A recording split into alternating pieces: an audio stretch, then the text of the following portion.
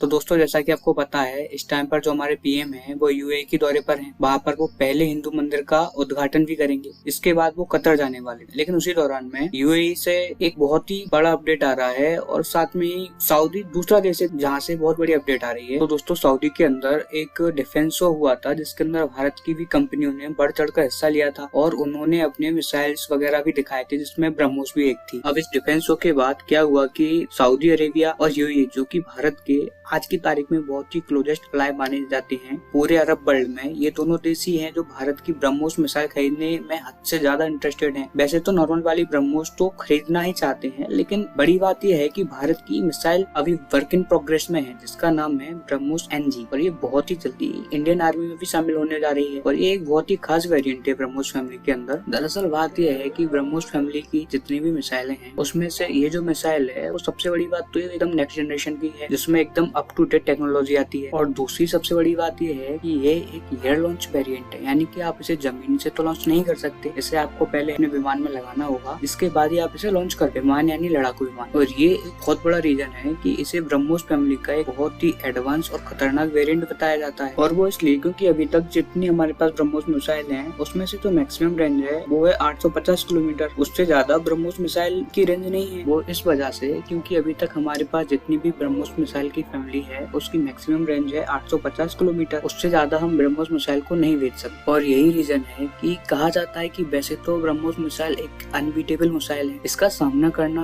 कोई बच्चों का खेल नहीं है, पर इसके साथ प्रॉब्लम ये भी है कि ये एक लिमिटेड रेंज के साथ है और इसमें अगर चीन जैसे हमारे पड़ोसी हों फिर बात ही क्या है। अब इसकी वजह से हम चीन जैसे एक विशाल देश के साथ एक प्रॉपर एडवांटेज में नहीं हो और इसकी वजह से हम जो चीन के सीमा है उन पर तो निशाना बना सकते हैं, पर एक ऐसी जगह पर जो डीप में है चीन के अंदर है उस पर हम निशाना नहीं साध सकते। अब लेकिन जो हमारी ब्रह्मोस NG है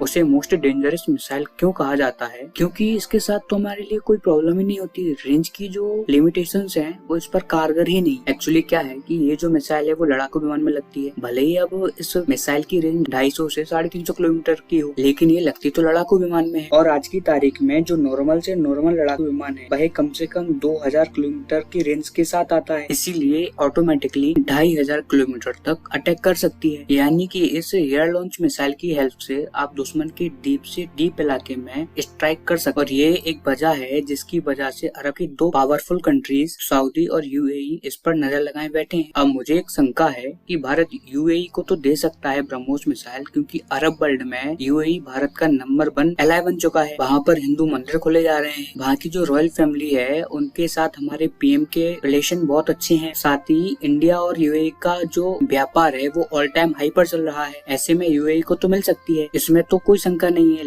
लेकिन सऊदी अरब पर अभी कुछ कहा नहीं जा सकता। ऐसे में सऊदी को हम नॉर्मल टाइप की ब्रह्मोस तो दे सकते, लेकिन अभी ब्रह्मोस NG दे दें ये मेरे को थोड़ा डाउटफुल लग रहा है। खैर जो भी हो, मैं इसको बहुत तो बारीकी से मॉनिटर कर रहा हूँ, अगर इस पे कोई भी बड़ा अपडेट आता है तो मैं आपको बताऊँ, लेकिन उसके लिए आपको चैनल को सब्सक्राइब करना होगा। Thank you.